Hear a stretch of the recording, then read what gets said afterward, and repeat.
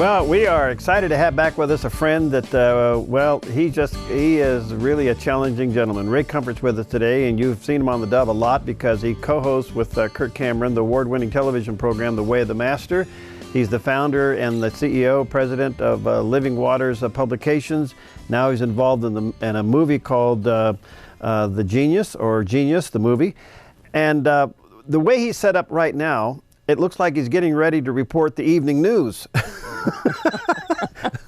Hey, we're going to lay world news with Ray Comfort. Boy, what a set, man. You look great. Oh, thank you. The guy's doing a great job. It's just a green screen. Well, well, listen, it looks like you should be on ABC getting ready to talk to the world or something, you know. Yeah, here is the news. We've got the best news the world could ever hope to hear. Yeah, that's for sure. Ray, thanks for being with us. Delight to have you. Ray's also the person behind 180, the movie that has just rocked so many people's world about the abortion issue, and continues to be available. First of all, before we get too far into all this, people who want us, geniusthemovie.com, and then how do they get 180? Boy, 180, just go to Living Waters, or they could check out 180 on 180movie.com. Okay, good.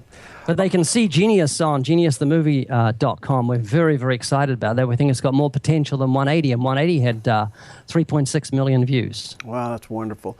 All right, the Beatles God and the Bible. Why did you write this book and go for this movie? It's fascinating.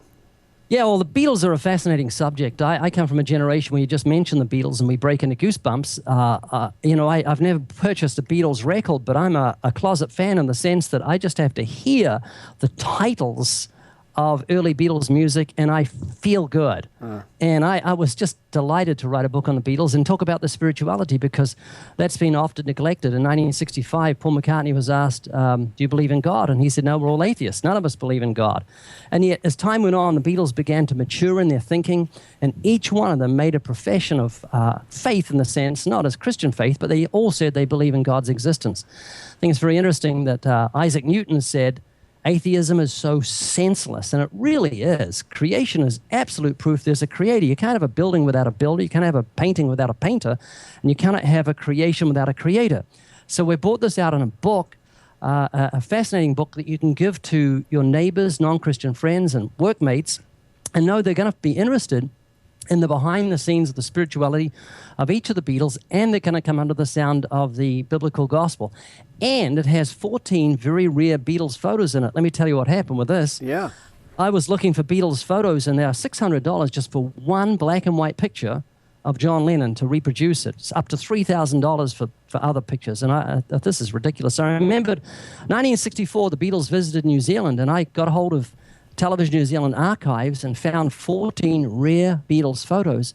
And I said, may I purchase these? And they said, they're $20 each. I got these for $20. And they're so neat, because they're pictures of John Lennon posing with his relatives, his distant relatives that went to New Zealand from England, and posing with and singing with the local Maoris, which are the indigenous people of New Zealand. So that's a big plus for a Beatles book. Wow, this is fascinating. Now, let's just take a look at John Lennon, for instance, because this coming Saturday is the 32-year anniversary of his death. That's why we published the book and the video, or the movie, Genius. That's a fascinating movie. You saw 180? Yes. Do you remember Steve, the Jew-hating, black-hating, Hitler-loving, neo-Nazi atheist with a 14-inch mohawk? We've got a lady on Genius that leaves Steve in the dust. Wow. We call her Sinful Cindy from Sin City. Some people think that redheads are hotheads. Well, this enforces that stereotype. She is a fiery, fornicating, foul-mouthed female who is just fascinating to watch. And then we've got another gentleman. His name is Victor. He is a 6'6", long-legged cross-dresser, blonde, in a miniskirt. And it'll just leave you rubbing your eyes in unbelief at what you're seeing. And then we've got 15 people that you would cross in the street and not even look at them twice. And there are 15 people who on camera admit that they would murder you if the money was right. And it really shows what's happening to the nation. So Genius has been called chilling, it's been called fascinating, compelling, and it's been called wonderful because, as with the 180, there's a real turnabout in people's thinking when they're given knowledge, and the gospel comes in it too. And I think it's had 27,000 views, and we just put it up yesterday on geniusthemovie.com. Geniusthemovie.com, take a look. All right, when I saw the trailer, and we'll play that coming up in a few moments, you got about a 60-second trailer we'll show our viewers here in a moment. And you come to the scene there where you're asking people, would they kill somebody for $10 million? And there wasn't even a hesitation. It's pretty chilling. Yeah, it really is frightening. And what's happened is it epitomizes how this nation, this generation has lost the fear of God. You know, while we've all been busy as Christians running around tied up in politics, the redcoats have come in from Britain and they have shot our young people in the heart by convincing them that they're primates, men like Richard Dawkins, the Englishman, smooth-talking, men like Christopher Hitchens. They have convinced millions that there's no God, that they're just nothing but primates, and there's no moral absolutes. So when you truly believe that, then you can lie without qualms of conscience, you can steal, and you can even kill if you think you can get away with it. All right. Now, talk a little bit more about the Beatles going from atheism to some belief in something. What was the transformation? What happened? Well, have you heard the song Let It Be by Paul McCartney? Yeah. Let it be, Mother Mary comes to me, speaking words of wisdom, let it be. People have thought that he's got Catholic leanings, but that's not the truth. What happened is his mother died when he was a teenager, as did John Lennon's mother die when he was a teenager. And she came to him in a dream. Her name was Mary. And she spoke to him in the dream and said, let it be. You know, I'm dead. Just don't let it destroy your life. And so death is something that sobers up every one of us. I mean, there's no atheist in a foxhole. So they say there's no atheist in severe turbulence. When we face death or the death of a loved one, it really makes us think about the issues of life and death. And that's what happened with John Lennon and with Paul McCartney and George Harrison, Ringo Starr. They were sent on a search. And I remember listening to their song, The Long and Winding Road. And I thought, they're as lost as I am. Because I was on a search too, because I couldn't figure out why it was that we're all part of the ultimate statistic. 10 out of 10 die.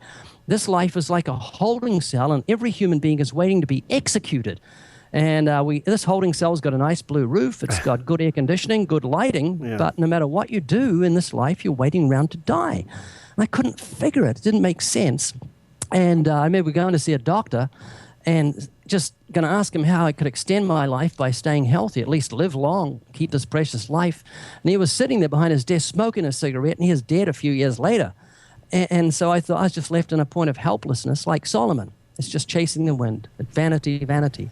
And 6 months later, I heard the gospel that Christ died for my sins, and Jesus Christ has abolished death and brought life and immortality to light through the gospel. So I became a Christian April the 24th, 1972. And I came back to my home after that surfing trip, and I was on fire for God. I purchased a printing press, put it in our home, a great big printing press. I got a big bus and wrote in professional writing 18 inches high, the gift of God is eternal life through Jesus Christ our Lord. I put scripture on the front window of my store. I got on a soapbox and began open-air preaching in our local city. Did that every day, nearly for 12 years. So I was kind of a fanatic in those days, and that was 40 years ago, and today I'm worse. Much worse.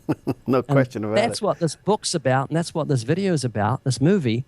It's an effort to take this glorious gospel, that everlasting life is a gift from God, and take it to this dying world. And using John Lennon as a springboard is just a wonderful way to do it, because who doesn't like the Beatles? Right.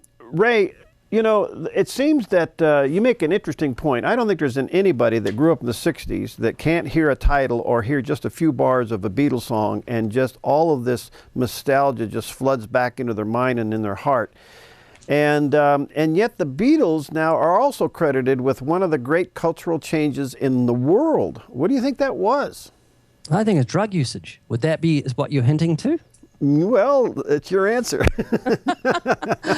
Yeah, they ushered in psychedelic drugs. You know, I sympathize in one way, because I remember seeing on television in the early 60s how doctors were experimenting with LSD, and it wasn't seen to be the demon that it is now, and the mind destroyer that it is now. So there is a measure of sympathy in that sense. That and also even the song Imagine and John Lennon's reason for saying we're more popular than Jesus. Most Christians think of John Lennon as the kind of antichrist because he said that, but in the movie and in the book, we put it into perspective. I don't know if you realize, but not every country in the world is as spiritual as the United States. New Zealand, when I was brought up, didn't have any Christian radio stations. Mm-hmm. Australia didn't. England didn't. The United States had 1,585 Christian radio stations. Mm-hmm. And so there's this deadness. And in the 1960s in England, Christianity to John Lennon was a cold stone church with a few elderly people in it, a gentleman in a robe with a monotone voice giving a monotone sermon, and the whole thing surrounded by a graveyard. It was kind of dead. Right. And he contrasted that, his Christianity, with hundreds of millions of people going wild over the Beatles. So he said to a friend, occasional reporter, we're more popular than Jesus. Christianity, as he knew it, would shrink and vanish. And he didn't realize there was such a thing as a Bible belt, and the buckle hit him in the head. And so when he came on and made that apology in Chicago, I think he was still reeling at what happened, and maybe the apology didn't come because he was sorry that he said it, but because they were losing millions of dollars because the Beatles had suddenly become so unpopular in the Bible Belt. And the other thing, we kind of demonize John Lennon because he wrote the song Imagine There's No Heaven, It's Easy If You Try. He said in an interview in 1980 with Playboy, he said that someone gave him a Christian prayer book, and that was what sparked him to write Imagine. He said the concept of positive prayer. He says, if you could imagine a world at peace with no denominations of religion, not without religion, but without this my God is bigger than your God thing, he said, then it can be true. So that was the motive, he said, for writing Imagine. And I don't know if that's totally true, if he was backpedaling or what, but it just gives another perspective. And there's another thought about the song Imagine that we think is the most antichrist song ever written. If I said to you, imagine there's no New York, it's easy if you try, I'm affirming that New York exists, but let's imagine or pretend that it doesn't. Yeah. So the song Imagine, which says imagine there's no heaven, actually affirms the reality of heaven and the reality of hell, but it says let's just pretend that it doesn't. So it really isn't an atheist anthem, as I've heard atheists actually say. By the way, as a little bit of a note, during that same interview, wasn't that the one he said where he didn't want to die at the age of 40, and then all of a sudden he was murdered at 40? Yeah, just don't go saying things like that. Yeah, he died at the age of 40, which is tragic because he was a very confused man and spiritually searching. He made a commitment to Christ, which was a false conversion. He came for the motive of happiness rather than for righteousness because he heard the erroneous modern gospel, which says Jesus can make you happy and fix all your problems, which is just not true. And that's why we've got millions of people in America who we call backsliders who didn't backslide. They actually didn't slide forward in the first place. They had false conversions. Yeah. And so that's what we bring out in the movie also, that there's and we show examples of false conversions, and we deal with the subject of homosexuality in a tasteful way, atheism, and also the theory tale of evolution, which John Lennon rejected outright, by the way. All right. Let me have you relate some of the answers of my questions to your book and to the movie. I am constantly getting emails of how many people now are still stunned by the results of the election, that we have not been able to change the culture of America, and yet when you scan the television dial and you see the thousands upon thousands upon thousands of people that are attending mega churches or mega Christian seminars, it does not translate into cultural change. And then have this election to go the way that it did, it's left a lot of people on tilt. Yeah, and I think it's good because it shows us the agenda of the church is not a political one. Of course, we should be involved in politics, but if you look at the book of Acts, you'll see that the disciples didn't go around saying we've got to bring in a new political government to change the culture. They'd been given everlasting life. There's a very real hell. So they preached Jesus Christ and Him crucified. And the train of that is that people will change their worldview when they come to God. When they're converted, suddenly they become pro-life in a second, one marriage, one man, one woman for marriage, anti-adultery, anti-fornication, anti-pornography in an instant because God gives them a new heart with new desires. So that's what we want people to realize, that politics just shakes the branches. The gospel takes an axe to the root of the tree. It changes the wicked, sinful heart of humanity. And we've got The church doing everything but what it's been told to do. Bill Bright, in his book, The Coming Revival, said only 2% of the church in America regularly share their faith with others. 2%. Now, what would you think of a man who let a child drown in a swimming pool? He's guilty of something called depraved indifference if he did that. And it seems like 98% of the contemporary church could be guilty of the crime of depraved indifference. So here is a way you can get the gospel into the hands of millions through this incredible thing called the internet. We've never had it so easy in all of history. You know, we used to send out years ago missionaries on ships with their families, and they'd die on the way. Their wife would die, children would die, so they could take the gospel to the heathen. We don't need to do that. We just go send. And we can get the gospel to millions using geniusthemovie.com. So we're asking people to get that website and send it, tweet it, Facebook it, email it to other people and say, watch this, it's absolutely transforming. Just send them the promo. All the way to do that, how you can send it, is on geniusthemovie.com. If you look on the top, there's a little thing saying how to promote it. We don't get anything from it. It's free. It doesn't cost us anything once it's up there. It's so easy to share the gospel of everlasting life with the dying world. Let me do that right now. Let's just take 60 seconds. Here's the trailer on the movie.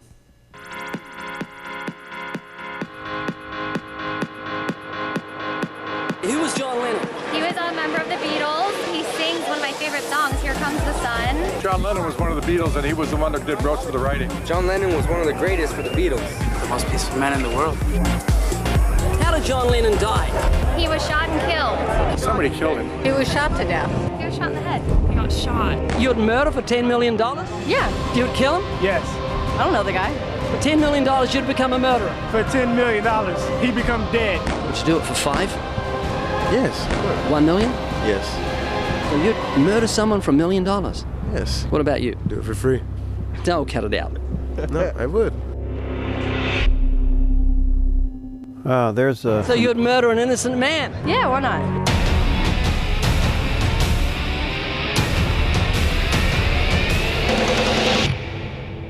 All right, there you go, Genius the Movie. There's the trailer of it. You can go to geniusthemovie.com to see it. And Ray, I'm trying to figure out what in the world has happened to our thinking where we have devalued life down to, in some cases, people are willing to kill for nothing.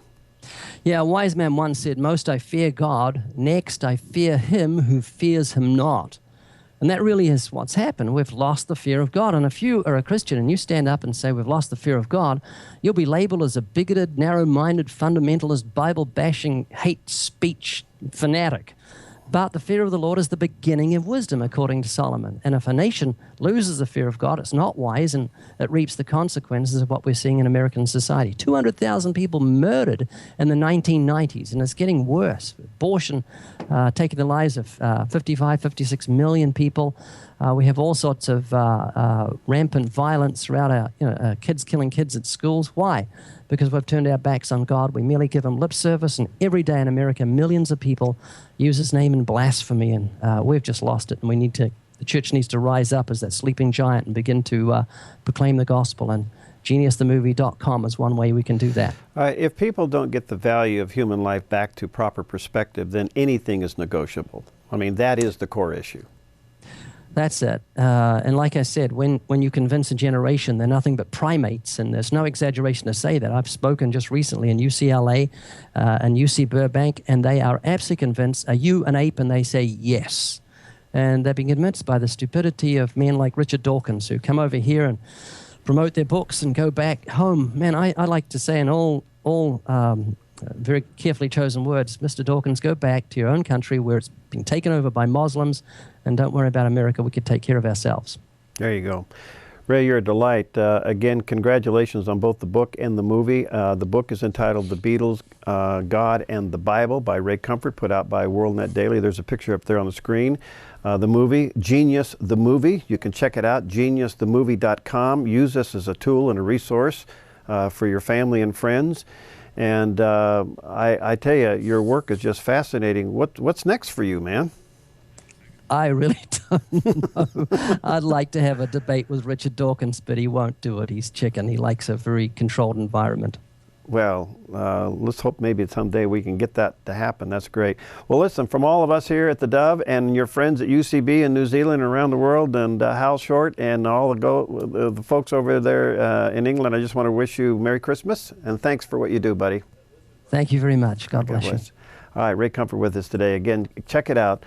GeniusTheMovie.com. You can go there and take a look at the movie and use the trailer as a way to get people to see it. And let me encourage you, check out this book, The Beatles, God and the Bible. Ray Comfort, WorldNet Daily, Barnes & Noble, online at Amazon. Check it out at Evangel as well. All right, we'll see you next time on Focus Today.